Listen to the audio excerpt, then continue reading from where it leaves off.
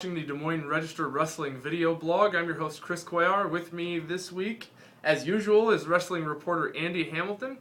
We're kind of focused on one thing, Andy. It's the Midlands Championships in Evanston, Illinois. Tell us about what happened this weekend and your impressions, what you're going to take from that. Yeah, that's basically the only event on the calendar this week for high school and in college wrestling this past weekend was the Midlands in Chicago, or Evanston rather. Iowa took four true freshmen, wrestled unattached, along with Daniel Dennis of the Hawkeye Wrestling Club. Iowa State had its team there. UNI was there as well. With the Hawkeyes, starting off with them, Corey Clark, true freshman, finished fourth at 125 pounds. Another pretty good showing for Corey. He was ahead in the semifinals, had a chance to win against eventual champion Jared Garnett of Virginia Tech, and a match kind of got away from him at the end. But Corey beat Jared Patterson, an All-American from Oklahoma who's redshirting this season. Patterson was a 2011 All-American at 125 pounds. He also beat fifth-ranked Trent Sprankle from North Dakota State. So he's putting a pretty good resume together as a true freshman. And then Sam Brooks, another true freshman, finished eighth at 184 with a fall against Iowa State's Boaz Beard in Saturday's early rounds. Switching off to the Cyclones, Kyvan Gadsden was the star for Iowa State this week. Finished fourth at 197 pounds, posted some good victories along the way, beat reigning Big Ten champion Mario Gonzalez of Illinois, and Hudson Taylor, a former Maryland star, in Sunday's consolation rounds when he won three straight to get to the consolation finals, where he lost to Oregon State's Taylor Meeks 8-6. But strong showing by Gadsden. He's going to rise up the rankings, I'm sure, this week at 197. He was a guy that was in the lower half of the rankings of the top 20, down somewhere between 15 and 20 by most polls. I would expect that he'll shoot somewhere into the top 10, maybe right around 7-8 range. Then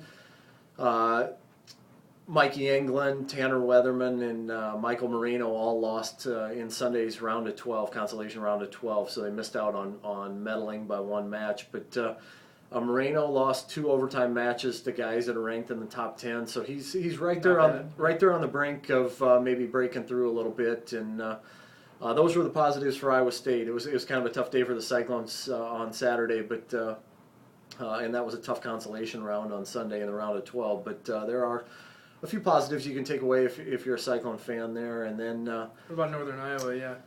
Yeah, Northern Iowa finished 13th in the team race. Kind of similar to Iowa State, where it was a tough start at the beginning of the tournament, and then the Panthers got on a little bit of roll in the consolations. I think that the Panthers, 9 of the 12 Panthers in the tournament lost their first match, and that kind of put Northern Iowa in a tough spot team-wise, but they came back and won a lot of matches on the backside.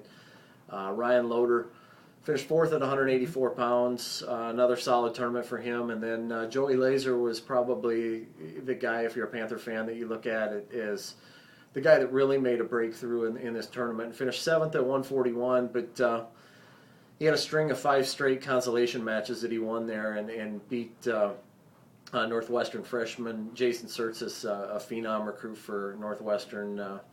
Beat him handily in the match for 7th today. So that's pretty much a recap of what occurred from the Division I standpoint. Eric Thompson, we had a guy from Des Moines. Yeah. Grandview's Eric Thompson finished 8th at heavyweight. Lost some close matches in there where he had a chance to move up a little higher on the pecking order, but he proved that he belongs, that he can compete with those Division I guys. So is that kind of the showing you were expecting out of him, kind of stepping up into that? It's kind of hard to predict because he hasn't wrestled those guys on a consistent basis. But I think he'd win in the tournament. He was 4-0 in the last 2 years against Division I competition. He's when he was coming out of high school, he was the top high school heavyweight in the country when he signed with Iowa State, and then made his way to Grandview after that. So I think he's got the ability to compete with those guys. It's just a matter of putting it all together for 7 minutes. He talked before the tournament about some lapses, being ready to go, things like that. That's kind of what separates the guys at that level. So Kyvan Gadsden, Corey Clark, and Ryan Loader are the guys that kind of take away top of the podium for Iowa-based guys. Is that right? Yeah, and then if you want to talk about the post-collegiate guys, Daniel Dennis, former Hawkeye, lost 8-7 in the finals to Ryan Mango, a 3-time All-American from Stanford. Mango scored a takedown with like 5 seconds to go to win the match there, and Montel Marion finished third at 149 pounds. Okay. What anything for high school or anything happening in high school? Yeah, well, basically most of the Iowa teams are off over the holiday break, but you know, if you're a wrestling junkie, kind of like I am, you got your fingers on the pulse. If you couldn't of tell, yeah.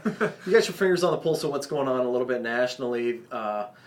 There's a match that I linked up on our Facebook page. If you go to facebook.com/inside trip, you can find it linked up there. But the top 270 pounders in the country went at it yesterday in the Powerade finals out in Pittsburgh, and Chance Marsteller won a 3-2 decision against Cody Weirchok, Pittsburgh recruit, in the finals. Marsteller has yet to lose. He's a junior, yet to lose. He's the top-ranked junior in the country overall.